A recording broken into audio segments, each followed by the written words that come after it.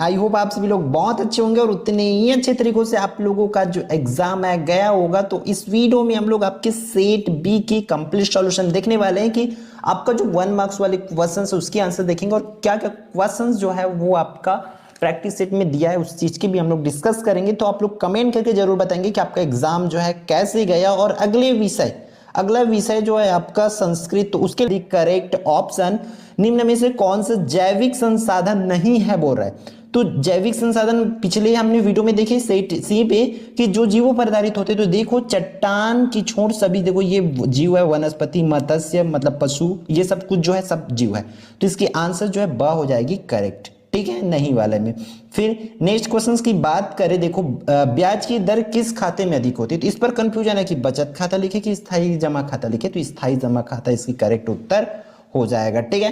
फिर next question की ओर चलते हैं, आपका क्वेश्चन नंबर 3, एक संतुलित बजट किसे कहते हैं, ठीक है। संतुलित बजट का मतलब है कि दोनों तरफ की है, जैसे कि तराजू है, तराजू संतुलित में क्या रहेगा, वो दोनों तरफ समान झुका रहे, मतलब जो आय और व्यय जो है बराबर हो तो उसे हम लोग संतुलित बजट कहेंगे। मतलब सरकार जितना खर्च करता है उतना उनकी आय होती है, तो उसे ही संतुलित बजट कहा जाता है। क्लियर, फर्स्ट इसकी आंसर करेक्ट होगी।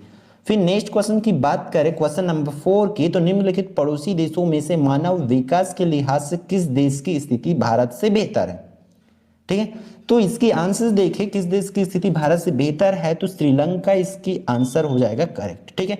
फिर लास्ट क्वेश्चन देख लेते हैं, आपका 5th वन, सूचना का अधिकार का लाभ होता है। ये बहुत आसान है भाई, रोजगार पाने में, वेतन पाने में, पेंशन पाने में ये नहीं होगा, तो इसकी करेक्ट आंसर क्या, भ्रष्टाचार रोकने में सूचना के अधिकार से, ठीक है। फिर आपका क्या देख लेते हैं, आपका हम लोग उचित सम्मत जोड़ो देख लेते हैं। तो ये भी अगर एक दो पता है तो आप आराम से कर लोगे, जैसे कि बॉक्साइट, ये एल्यूमिनियम है, जाके ये आपको पता ही है, ठीक है।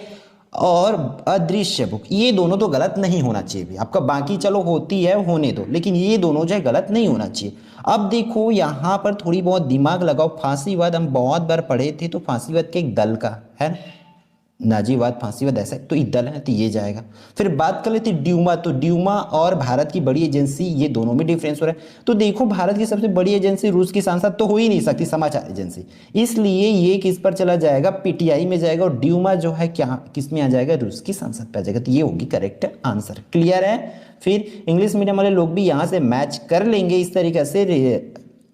रिसीव्ड फ्रॉम बॉक्साइड, बॉक्साइड से क्या प्राप्त किया जाता है, एल्यूमिनियम। ड्यूमा क्या होती है, पार्लियामेंट ऑफ रसिया। फिर फैसिज्म, ये किस में चला जाएगा, आपका वन पार्टी सपोर्ट। फिर इंडिविजिबल हंगर, ये किस पर चला जाएगा, आपका फिजिकल वीकनेस पर। The biggest news agency of India, ये चला जाएगा पीटीआई पर। क्लियर है। फिर आगे बढ़ते हैं, आपका रिक्त स्थान की पूर्ति, तो देखो भारत के खालिस्तान प्रतिशत भूभाग पर 1 है, तो ये बुक्के में आपका दिया हुआ है 23%, तो 23% इसके करेक्ट आंसर हो जाएगा, क्योंकि 14 से 23% बढ़ा है, ऐसा आपने पढ़ रखे होंगे, तो यहाँ पर 23% लिखे होंगे आप, तो करेक्ट होगा, ठीक है। मुद्रा का निर्गमन खालिस्तान द्वारा होता है, ये दिया रहता है तब मुश्किल होता है, बट यहाँ पर पहले से लिख दिया भारतीय, तो भारतीय रिजर्व बैंक द्वारा होता है। क्लियर है।